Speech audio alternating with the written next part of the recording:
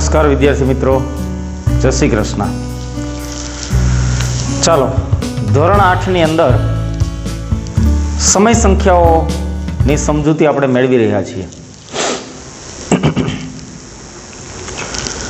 હવે આજે સમય સંખ્યાની અંદર કંઈક નવું ભણવાના છીએ, એટલે આજનો લેક્ચર્સ છે એ ખૂબ મજા આવશે।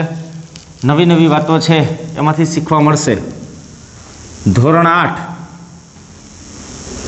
વિષય છે ગણિત અને ચેપ્ટર છે સમય સંખ્યાઓ।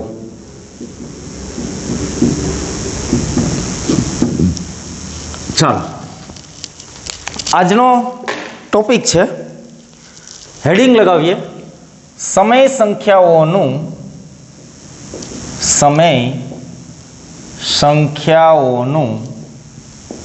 સંખ્યા રેખા પર નિરૂપણ। હવે જો મિત્રો, તમે ધોરણ 6 થી સંખ્યા રેખા શીખતા હો છો અને સંખ્યા રેખા ઉપર સંખ્યાઓ કેવી રીતે લખવી, કઈ કઈ સંખ્યાઓ ક્યાં આવેલી છે, આની તમામ માહિતી તમારી આગળ છે। દાખલા તરીકે ધોરણ 6 માં સૌથી પહેલા તમે શીખા કે સંખ્યા રેખા ઉપર પૂર્ણાંક સંખ્યાઓને દર્શાવો।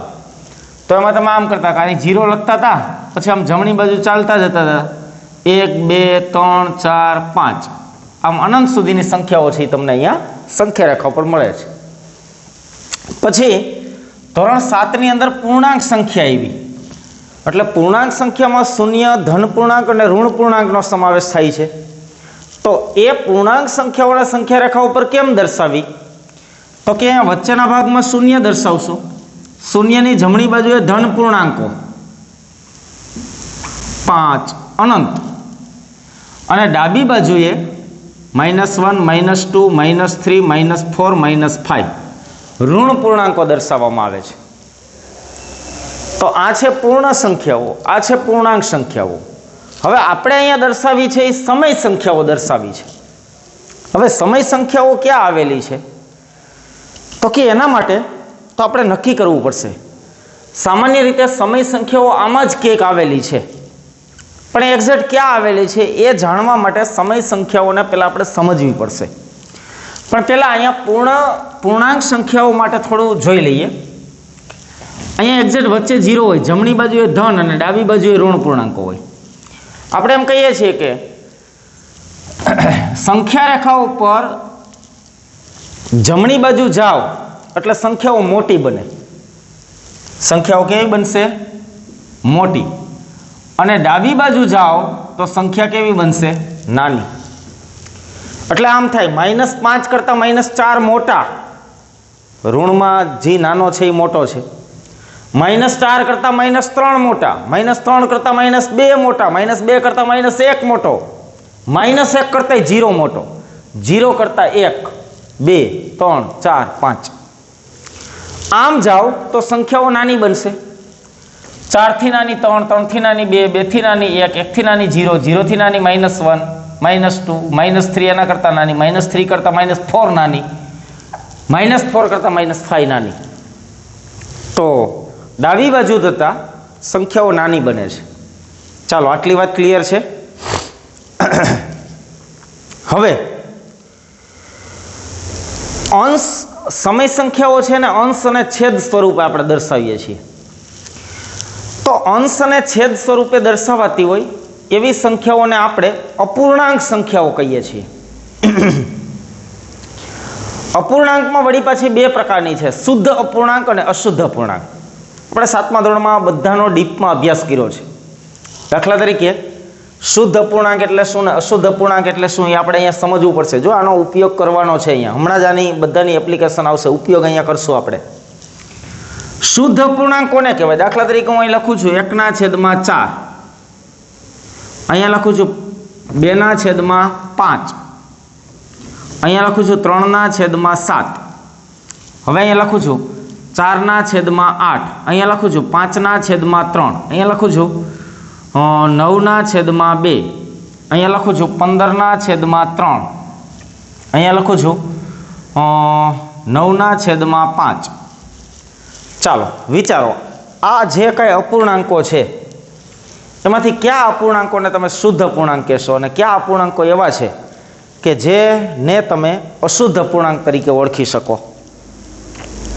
શુદ્ધ અપૂર્ણાંક એટલે શું, અશુદ્ધ અપૂર્ણાંક એટલે શું? સમજો, પહેલા અહીંયા સમજાવું છું. શુદ્ધ જોતા ખબર પડી જાય કે શુદ્ધ કોણ છે અને અશુદ્ધ કોણ છે. શુદ્ધ અપૂર્ણાંક કોને કહેવાય? શુદ્ધ અપૂર્ણાંક, અપૂર્ણાંકમાં શુદ્ધ અને અશુદ્ધ બે હોય. શુદ્ધ અપૂર્ણાંક કોને કહેવાય? તો કે છેદ મોટો અને અંશ નાનો હોય તો એ શુદ્ધ અપૂર્ણાંક છે. અને છેદ નાનો અને અંશ મોટો તો એ અશુદ્ધ અપૂર્ણાંક છે. અને અશુદ્ધ અપૂર્ણાંક છે એ મિશ્ર અપૂર્ણાંકમાં ફેરવી શકાય, જ્યારે આ છે એ મિશ્ર અપૂર્ણાંકની અંદર ફેરવી શકાતા નથી. એટલે અહીંયા હવે તમને તરત ખબર પડી જાય કે શુદ્ધ કોણ છે અને અશુદ્ધ કોણ છે. ચાલો તો પહેલા આમાંથી મને કહેતા જાઓ કે શુદ્ધ કોણ છે, અશુદ્ધ કોણ છે. છેદ મોટો ને અંશ નાનો હોય એ શુદ્ધ છે, જેનો છેદ નાનો અને અંશ મોટો હોય એ અશુદ્ધ છે. મતલબ એમાં કંઈક પૂર્ણાંક છે એ સમાયેલો છે અપૂર્ણાંકમાં, એવું કહેવાય, એટલે એ અશુદ્ધ છે. છેદ મોટો અંશ નાનો, આનો મતલબ જ આમ થયો, ચારમાંથી એક તો એ શક્ય છે. કોઈ પણ વસ્તુના 4 ટુકડા કરું અને એમાંથી એક ટુકડો લેવાનો કહે તો તમે લઈ શકો, 4માંથી 1, એટલે આ શુદ્ધ છે,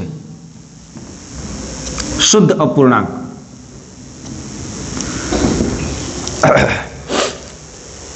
બેના છેદમાં 5 એટલે આને બોલાય આમ, કોઈ પણ વસ્તુના 5 ભાગમાંથી 2 ભાગ. દાખલા તરીકે આપણે આમ કરતા હોય કે એક સર્કલ છે, આને તમે 5 ભાગમાં ડિવાઈડ કરો. હવે આ તમારે અહીંયા દર્શાવવું છે તો આમાં કેમ દર્શાવશો? તો કે કોઈ પણ એક વસ્તુના 5 ભાગ અને 5માંથી 2, તો આ એક વર્તુળ છે, એના 5 ભાગ કર્યા, 5માંથી 2 આપણે પસંદ કરવાના છે, તો કોઈ પણ 2 ને આમ તમે સિલેક્ટ કરી દો. આનો મતલબ થાય 5માંથી 2. ક્લિયર? અને એ શક્ય છે કે 5માંથી 2 લઈ શકાય. ઓકે, એટલે આ પણ છેદ મોટો અંશ નાનો એટલે શુદ્ધ અપૂર્ણાંક છે. ચાલો અહીંયા પણ 7માંથી 3 તો શક્ય છે, કોઈ પણ વસ્તુના 7 ભાગ હોય એમાંથી 3 લેવાનું કે તો લઈ શકાય, એટલે આ પણ કેવો છે? શુદ્ધ અપૂર્ણાંક છે.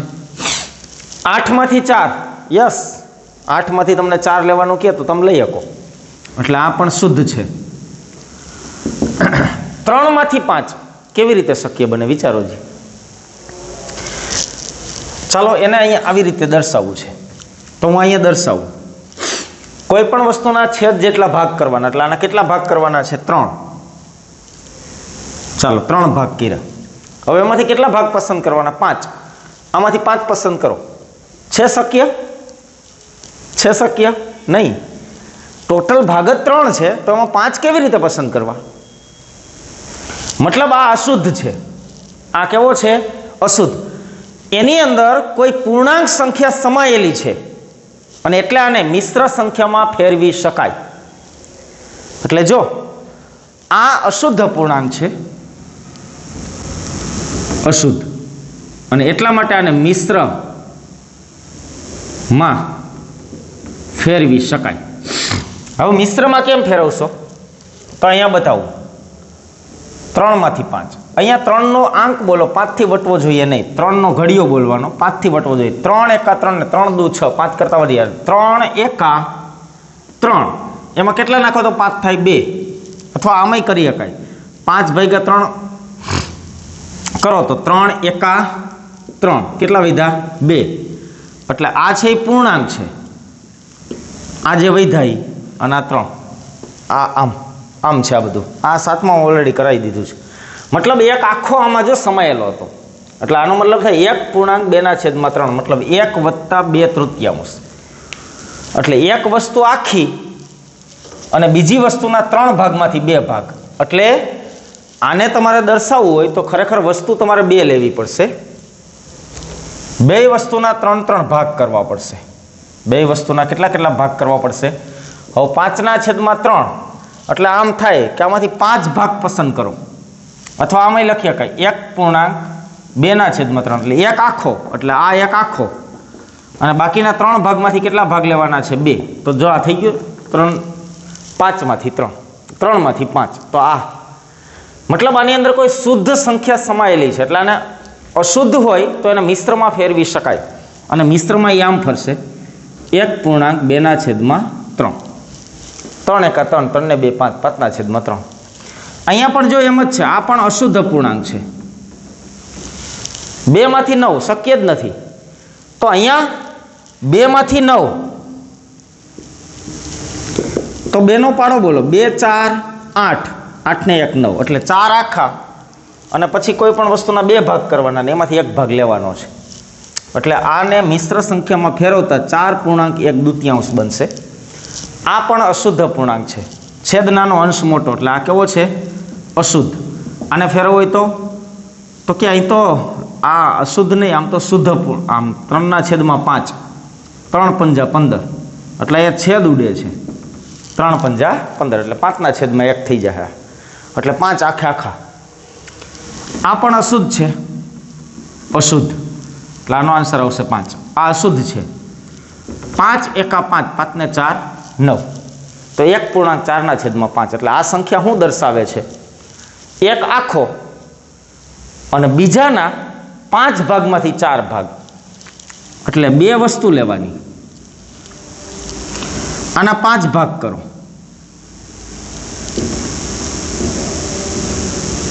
ચાલો 2 ના 5 ભાગ કર્યા.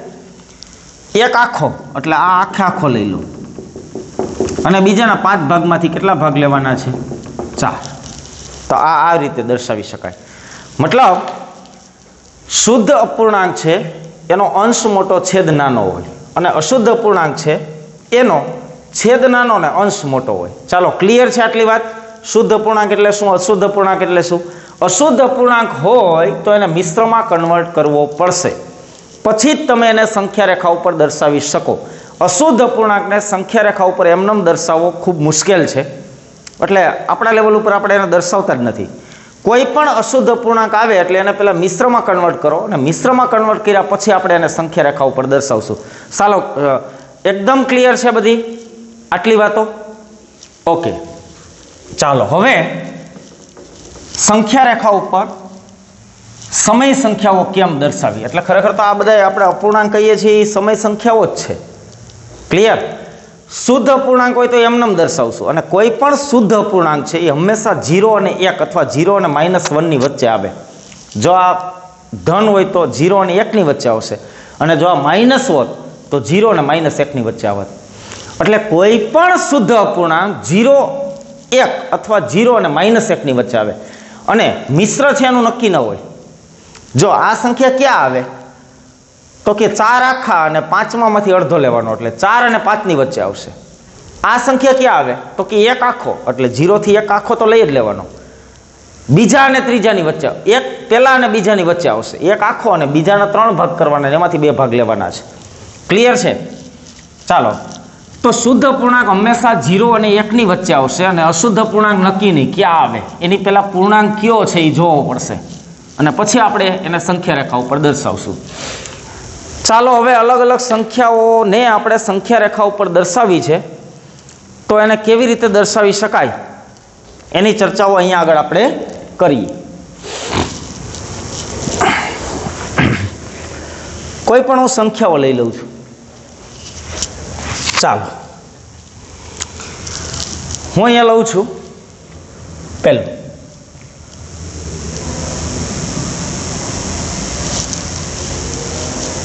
3/5.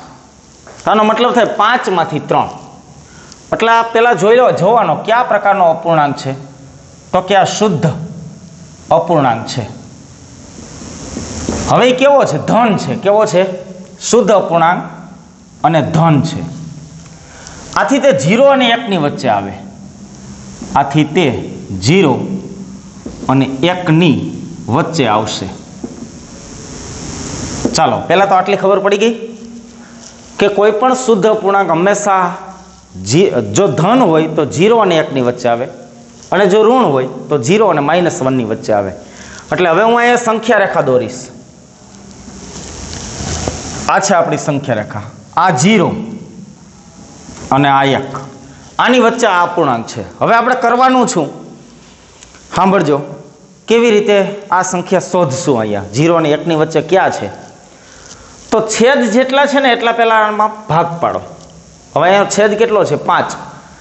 તો 0 અને 1 વચ્ચે 5 ભાગ કરવા હોય, 5 ટુકડા કરવા હોય. એક લાકડી છે, આ એક લાકડી છે. હું તમને એમ કહું કે આને મારે 5 ટુકડા કરવા છે, તો કેટલા કુવાડા મારશો? જોઈએ તો સીધા તમે કહો 5 કુવાડા મારવા પડે. 5 કુવાડી મારીએ તો 5 ભાગ થાય આ લાકડી ઉપર. એવું થાય? મારીએ આપણે. 1 2 3 4 5. 5 કુવાડા માર્યા તો 1 2 3 4 5 6 ભાગ થઈ ગયા. એટલે હંમેશા જેટલા ભાગ કરવા હોય એના કરતાં એક ઓછો, એક ઘા ઓછો મારવો પડશે. તો અહીંયા 5 ભાગ કરવા છે એટલે મારે અહીંયા 4 કાપા કરવા પડશે. 4 કાપા કરીશ તો આને 5 ભાગમાં ડિવાઈડ કરી શકાય. તો 1 2 3 અને 4. જો 5 થઈ ગયા. 1 2 3 4 અને 5. 5 ટુકડા થઈ ગયા ને. હવે સાંભળજો, આ ટોટલ 5 ટુકડા છે. એટલે અહીંથી આ પહેલો છે, એટલે 5 માંથી પહેલો, આમ બોલશું. આ બીજો છે, એટલે 5 ટોટલ 5. 5 માંથી કેટલામો છે? બીજો. આ છે એ 5 માંથી ત્રીજો. આ છે એ 5 માંથી ચોથો. અને આ 5 માંથી 5. 5 માંથી 5 એટલે આખો થઈ ગયો ને. તો 5 માંથી 5 એટલે 1. ક્લિયર છે? કોઈ પણ પૂર્ણાંક હોય પૂરામાંથી પૂરા એટલે 1. હવે આપણે જોઈએ 3/5 ક્યાં આવેલું છે? આમાં 3/5 તો ક્યાં આવ્યું? અહીંયા એ સંખ્યા છે. બસ અહીંયા ડોટ કરી અને એની ફરતે સર્કલ કરી દેવાનું.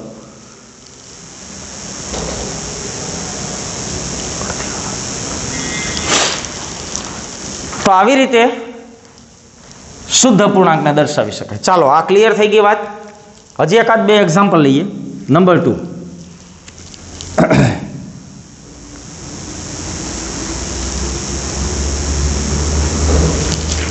8/9.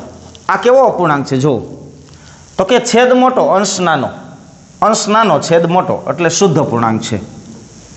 શુદ્ધ અપૂર્ણાંક. અને શુદ્ધ અપૂર્ણાંક ક્યાં આવેલો હોય? તો કે આ ધન છે. શુદ્ધ અપૂર્ણાંક છે, વળી પાછું ધન છે. એટલે આથી તે 0 અને 1 ની વચ્ચે આવશે. કારણ કે આ આખો નથી, આખો નથી. ક્લિયર? એટલે 0 અને 1 ની વચ્ચે આવશે. ચાલો હવે એ ક્યાં આવશે એ શોધવું છે.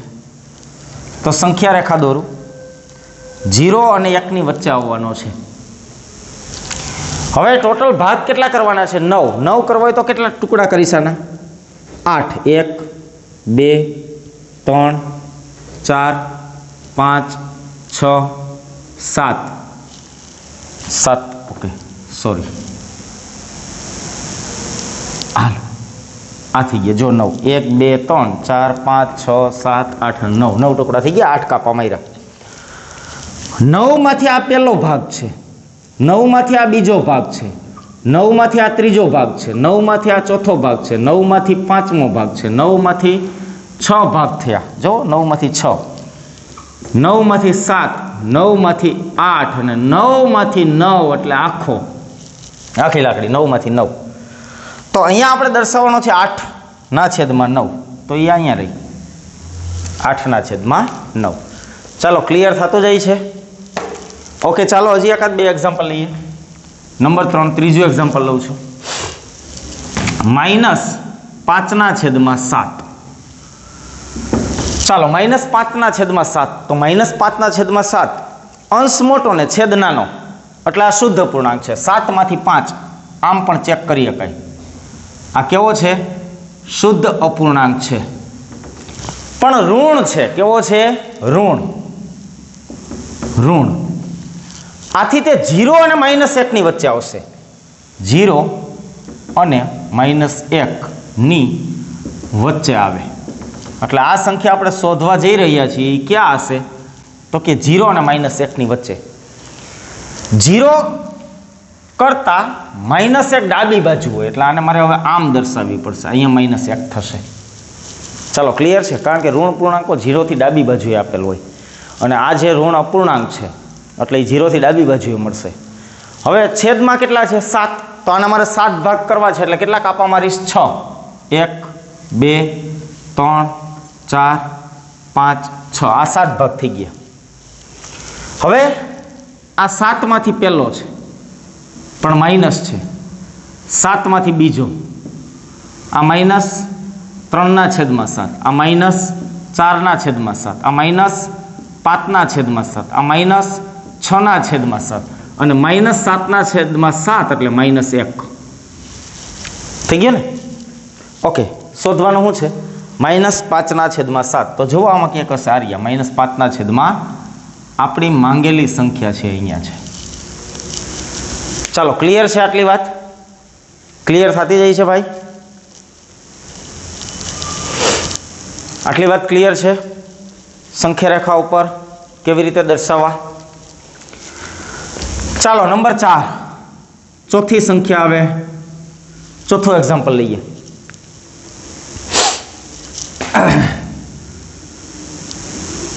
8/3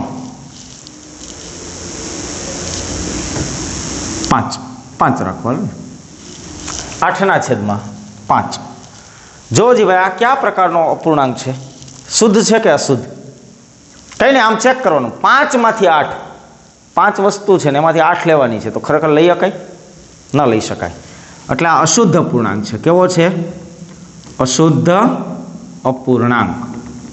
એટલે આને તમારે મિશ્રમાં ફેરવવો પડશે. એટલે પહેલાં આનું શું કરવું પડશે તો કે આને મિશ્ર સંખ્યામાં ફેરવવો પડશે. મિશ્રમાં કેમ ફરશે? 5નો પાડો લો, 8 થી વટવો જોઈએ નહીં. 5 એકા 5, 5 દુ 10, તો 10 થઈ જાય. એટલે 5 એકા 5, 5માં કેટલા નાખો તો 8 આવે? 3. તો ખરેખર આ સંખ્યા છે 1 પૂર્ણાંક 3/5 છે. એક આખો અને બીજાના 5 ભાગમાંથી 3 ભાગ. હવે આને આપણે સંખ્યા રેખા ઉપર દર્શાવવું છે. ચાલો મારી સાથે. મતલબ આ 1 અને 2 ની વચ્ચે હશે, કારણ કે 1 તો આખો છે. તો હું અહીંયા કરી દઉં 0 અને અહીંયા લખી નાખું 1. એટલે આટલું તો છે જ. 1 અને 2 ની વચ્ચે આવેલ છે એટલે 2 ને હું લખું છું અહીંયા. ક્લિયર છે? જેની જરૂર હશે એ ભાગને આપણે મોટો કરી દઈશું. ચાલો હવે આના 5 ભાગ કરો અને 5 માંથી 3 લેવાના છે. એટલે 5 ભાગ કરવા હોય તો 4 કાપા મારીશ. 4 માર્યા. અહીંયા સુધી આવો તો 1 તો છે એટલે 1 આખો અને બીજાના 5 માંથી પહેલો ભાગ. 1 આખો બીજાના 5 માંથી બીજો ભાગ. 1 તો આખો અહીંયા સુધી આવી ગયો ને. પછી બીજાના 5 ભાગ છે. 5 માંથી 1, 5 માંથી 2. 1 આખો અને બીજાના 5 માંથી 3. 1 આખો અને બીજાના 5 માંથી 4.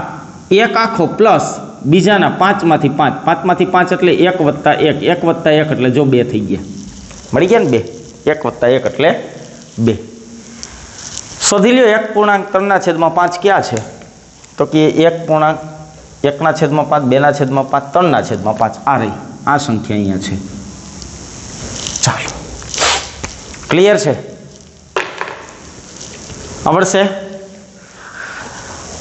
તો શુદ્ધ ધન અપૂર્ણાંકો, શુદ્ધ ઋણ અપૂર્ણાંકો સંખ્યા રેખા ઉપર 0 1 ની વચ્ચે અને 0 -1 ની વચ્ચે હશે. જો શુદ્ધ અને ધન પૂર્ણાંક હોય તો 0 અને 1 ની વચ્ચે હશે. શુદ્ધ અને ઋણ પૂર્ણાંક હોય તો 0 અને -1 ની વચ્ચે હશે. પણ અશુદ્ધ સંખ્યા કોઈ હોય તો એ ક્યાં હોય એનું નક્કી નહીં. એટલે એને મિશ્રમાં ફેરવવી પડશે. મિશ્રમાં જે પૂર્ણાંક સંખ્યા મળશે એ પૂર્ણાંક સંખ્યા પછીના અંકની વચ્ચે આવશે. એટલે અહીં 1 મેળવી તો 1 અને 2 ની વચ્ચે આવે. જો અહીં 5 મેળવી હોત તો આ સંખ્યા ક્યાં મળે? 5 અને 6 ની વચ્ચે. જો અહીંયા 15 મેળવી હોત તો 15 અને 16 ની વચ્ચે સંખ્યા મળે. ચાલો આને ફટાફટ પોઝ કરીને નોટ કરી નાખો.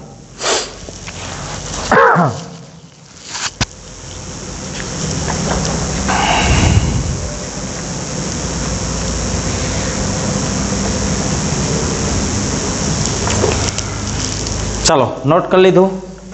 ઓકે.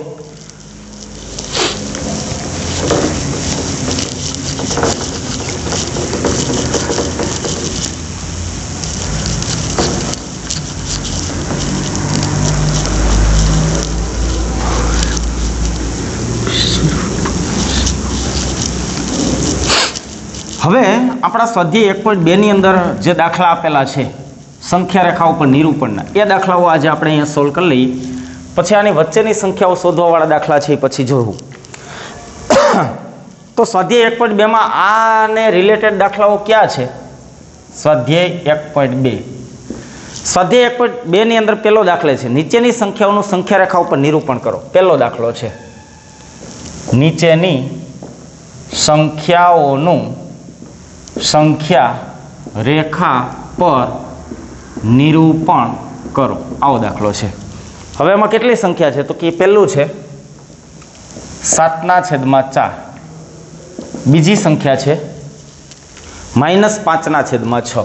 -5/6. ચાલો પહેલો દાખલો આપણે કરીએ. જરા હું બોલપેનને ઇંક પીવડાવી લઉં. દો બુંદ જિંદગી કે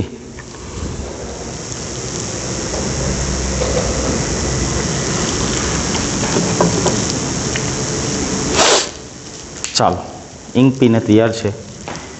નંબર 1 7/4. કેવી છે આ? અંશ મોટો છેદ નાનો. ખરેખર 4માંથી 7 શક્ય છે નહીં, અશુદ્ધ છે. અશુદ્ધ અપૂર્ણાંક છે. એટલે પહેલા આને મિશ્રમાં ફેરવો. મિશ્રમાં ફેરવતા ચાલો મિશ્રમાં કેવી રીતે ફરશે? તો કે 4નો પાડો બોલો. 4 એકા 4, 4 ને 3 7, એટલે 1.3/4. એટલે આ સંખ્યા ક્યાં આવેલી છે? તો કે અપૂર્ણાંક છે અને ધન છે. 1.3/4 એટલે આ સંખ્યા 1 અને 2 ની વચ્ચે હશે.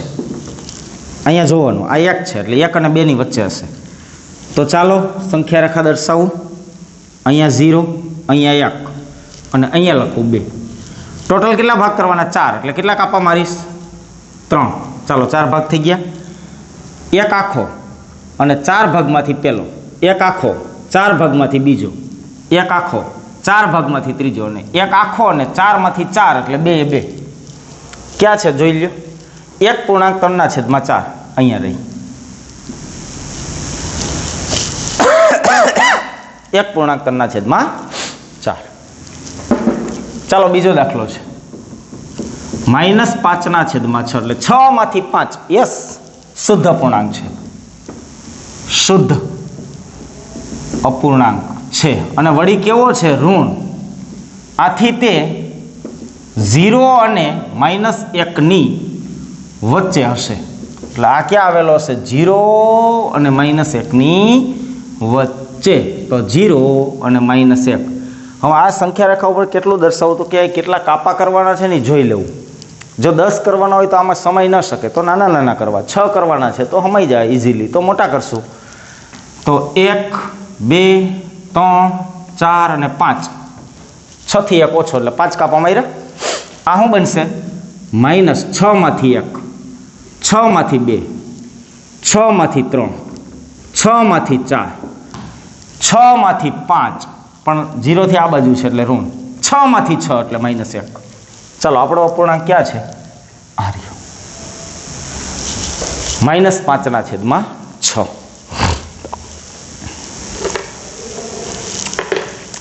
ચાલો ક્લિયર છે? ઓકે, તો આને કાઢી નાખું. પોઝ કરીને નોટ કરી લેજો. ઓકે,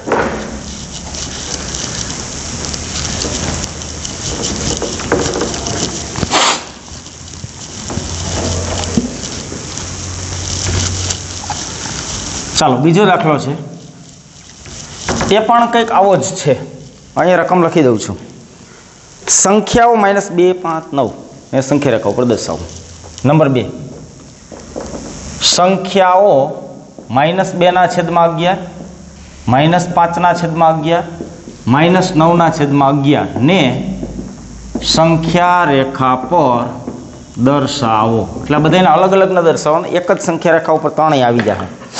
કારણ કે જો ટોટલ 11 ભાગ કરવાના છે. 11માંથી 2, 11માંથી 5 ને 11માંથી 9 લેવાના છે. તો આ બધા જ શુદ્ધ અપૂર્ણાંક છે, પણ કેવા છે? ઋણ. આથી તે 0 અને -1 ની વચ્ચે હશે, એટલે આ ક્યાં હશે? 0 અને -1 ની વચ્ચે. પણ આ મેં મોટી દોરી. શું કામ દોરી? કારણ કે મારે 11 ભાગ કરવાના છે. 0 અને 1 વચ્ચે કેટલા ભાગ કરવાના? 11. 1 2 3 4 5 6 7 8 9 10. 10 કાપા માર્યા એટલે 11 ભાગ થઈ ગયા. આ બાજુ છે 0 થી ડાબી બાજુ એટલે ઋણ છે, પણ 11 માંથી પહેલો, 11 માંથી બીજો, 11 માંથી ત્રીજો, 11 માંથી ચોથો, 11 માંથી પાંચમો, 11 માંથી છઠ્ઠો, 11 માંથી સાતમો, 11 માંથી આઠમો, 11 માંથી નવમો, 11 માંથી 10મો અને 11 માંથી 11મો એટલે આખો એક. બસ ઇઝી. હવે તો આ સંખ્યાઓ ગોતીને મૂકી દો. -2/11 એટલે અહીંયા છે, -5/11 અહીંયા રહી, અને -9/11 અહીંયા રહી. આમાં તમને પૂછ્યું કે નાની કઈ મોટી કઈ, તો શું કરવાનું? તો કે અહીંથી આમ જાવ એટલે મોટી થાય. તો -9/11 નાની છે, -5/11 એના કરતાં મોટી છે, અને -2/11 એના કરતાં મોટી છે. એટલે આ સૌથી મોટી છે, આ સૌથી નાની છે. ચાલો, ક્લિયર છે આટલી?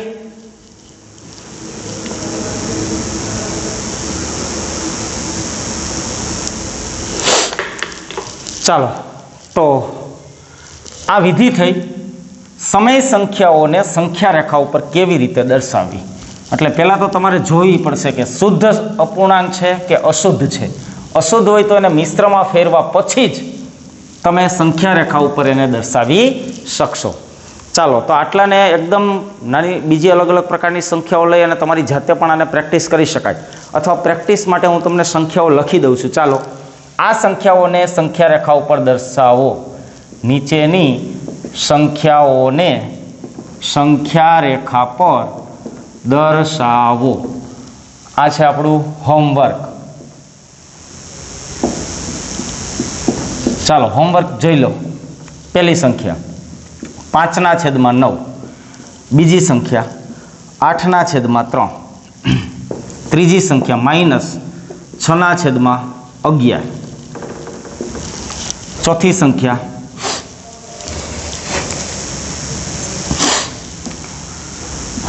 12/5, પાંચમી સંખ્યા -18/4. યસ, 18/4. તો આ સંખ્યાઓ છે અને સંખ્યા રેખા ઉપર આપણે દર્શાવવાની છે. ફટાફટ આને નોટ કરી લેજો. આજના હોમવર્ક આ 5 સંખ્યાઓ છે અને તમારે સંખ્યા રેખા ઉપર દર્શાવવાનું. શું કરશો? સૌથી પહેલાં કોઈ પણ સંખ્યા એક ઉપાડો, એ જોવો શુદ્ધ અપૂર્ણાંક છે. યસ, તો હવે એને મિશ્રમાં ફેરવવાની જરૂર નથી. ધન છે કે ઋણ? જો ધન હોય તો 0 1 ની વચ્ચે, ઋણ હોય તો 0 અને -1 ની વચ્ચે. જો એ અશુદ્ધ હોય તો પહેલાં એને મિશ્રમાં ફેરવો. મિશ્રમાં ફેરવશો એટલે એમાંથી કંઈક શુદ્ધ અંક મળશે. એ શુદ્ધ અંકને એના પછીના અંકની વચ્ચે આવેલી હશે. દાખલા તરીકે આ સંખ્યા છે 3/8 તો અશુદ્ધ છે, તો આને તો પહેલાં તમારે મિશ્રમાં ફેરવવી પડશે. 3 દુ 6 ને 2 8 એટલે 2.2/3 આવશે. 2.2/3 તો એ 2 અને 3 ની વચ્ચે આવશે. ક્લિયર છે? ચાલો, તો આવડશે. છતાંય જોવું પડે તો વિડીયો છે એને ફરીથી રિવીઝ કરી લો, અને પછી આ સંખ્યાઓ દર્શાવવા માટેની સિસ્ટમ જોઈ. આગળના ઉદાહરણ પણ તમે બુકમાં લખેલ છે, તો એની અંદરથી જોઈને પણ આ સંખ્યાઓ છે ને તમે સંખ્યા રેખા ઉપર ઇઝીલી દર્શાવી શકશો. તો આજે સંખ્યા રેખાઓને સંખ્યા રેખા ઉપર કેવી રીતે, સમય સંખ્યાઓને સંખ્યા રેખા ઉપર કેવી રીતે દર્શાવવી એની પદ્ધતિ જોઈ. ફરી પાછા આગળ મળશું ત્યારે આગળ પણ આવી ઇન્ટરેસ્ટિંગ વાત છે એ ભણવાના છીએ. તો એની ચર્ચાઓ ફરી પાછા મળશું ત્યારે કરશું કે કોઈ પણ બે સમય સંખ્યાની વચ્ચે આવેલી સમય સંખ્યાઓ કેવી રીતે શોધી શકાય. એ ફરીથી જ્યારે મળશું ત્યારે આ ટોપિક ઉપરની આગળની ચર્ચાઓ આપણે કરશું, અને આ ચેપ્ટર છે એનો લગભગ એ છેલ્લો લેક્ચર હશે. તો આવી જ રીતે ભણતા રહો, ખુશ રહો, આનંદમાં રહો. આજના માટે બાય બાય.